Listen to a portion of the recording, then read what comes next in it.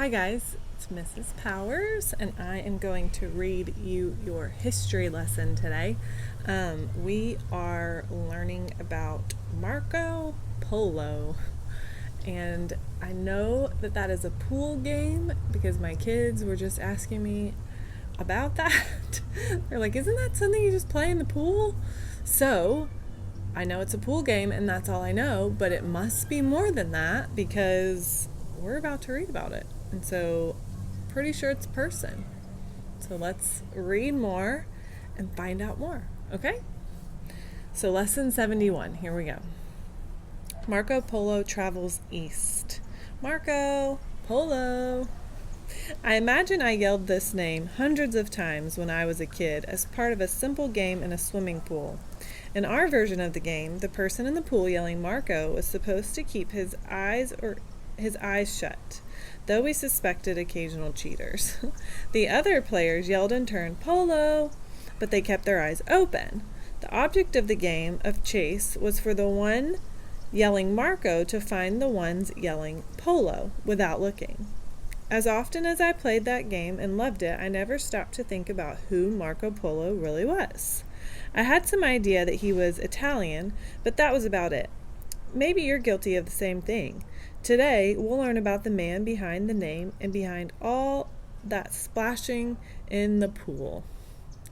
Marco Polo was born in Venice, the famous Italian city surrounded by waterways. Though parts of the city are on solid ground, many people in Venice travel from home to home and store to store by boats called gondolas. These charming boats make Venice a beautiful city. More importantly, because the city is on the edge of the Mediterranean Sea, it attracts many merchants and traders. Marco Polo's father and uncle were traders. They were not the wealthiest of men, so they had to rely on their own means to trade some of their goods. That is what led them into becoming traveling merchants. Before Marco was born, his father and uncle sailed to faraway cities like Constantinople to do business. It led them to venture all the way to Cathay, which is what they called, China. They liked it so much that they decided to return there. But the next time they went, they took young Marco along with them. He was about 17. It was 1271 when the three Polos ventured east together. I doubt then if they could have realized the significance of their journey. I'm sure they never dreamed of starting a swimming pool game either. They traveled first by boat to reach Palestine. From there, they crossed Asia by caravan. Their goal was to reach the city of Peking, or Beijing now, the capital of the great Kublai Khan. It took the Polos about 3 years to make the trip. It was one of the longest journeys ever recorded in the Middle Ages.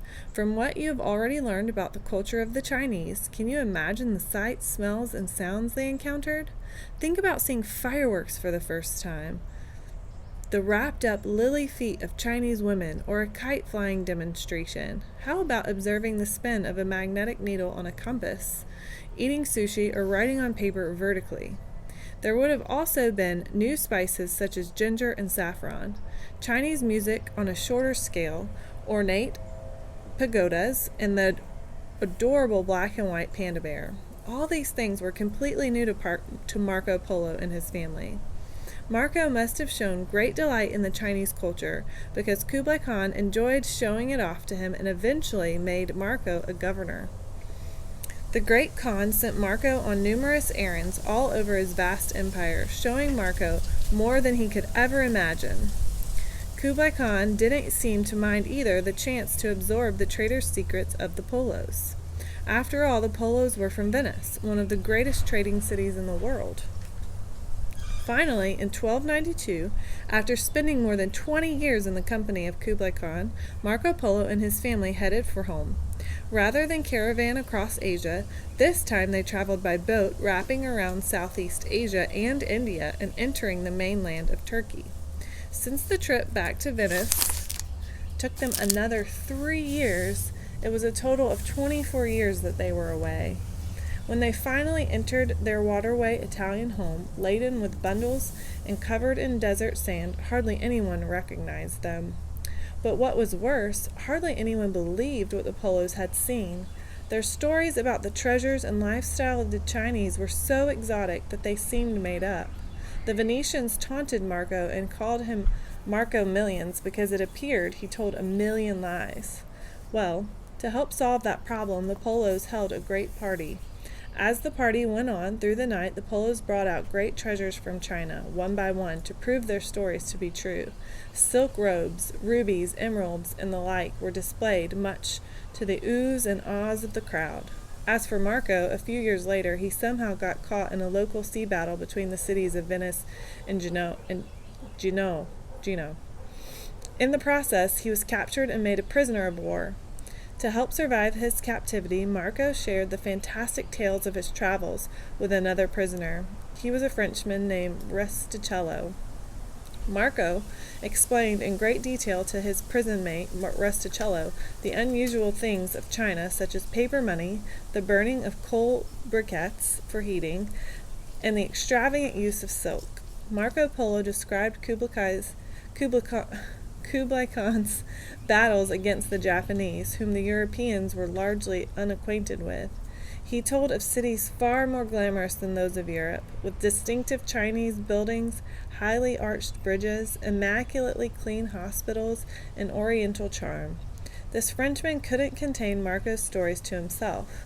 Once released from prison, Rustichello wrote them down and had them published in the Book of Marco Polo. It became very popular and was translated into several languages. Though there were many skeptics who thought the stories too amazing to be true, in time all of Marco's descriptions of China proved to be accurate. He proved, too, that the extraordinary sights and sounds of China had made a lasting impression on Marco Polo's memory, and evidently Marco Polo has made a lasting impression on many of us, although I'm still not sure exactly why the swimming pool game bears his name. It might have something to do with his being a merchant from the watery city of Venice. Can you figure it out? So I wonder why we call our game Marco Polo. Maybe, like she said, because we play in the water. What a great story! That sounds awesome. Even now, going to China is an amazing adventure with sights and sounds and smells that we've never experienced here. So if you ever get the opportunity, you should definitely visit. And I'm outside, so I'm sorry for the sounds. Let's take a look at pretest 24. And we'll do 4, 5, and 6. Okay, and they're true false. So let's look at number 4. Marco Polo, the name of an Italian merchant, is also the name of a game commonly played in the sand. False. Where do we play Marco Polo? In the water. All right, number 5. Cathay is the name that Marco Polo and his family used to refer to China. That's true. And number 6, Marco Polo became a prisoner of war in a battle between Venice and Genoa. Let me make sure. I think that. I know that he was a prisoner of war, and both of those sound familiar, but let me make sure. Yes. True. That's true. Just wanted to make sure it was those two cities, Venice and Genoa. Yep. Okay, so number 6 is true. So we've got false, true, true for 4, 5, and 6. All right, guys, that's lesson 71. That was a fun one about Marco Polo. I hope you enjoyed it as much as I did, and I hope you have a great Tuesday. I'll see you guys next week. Bye.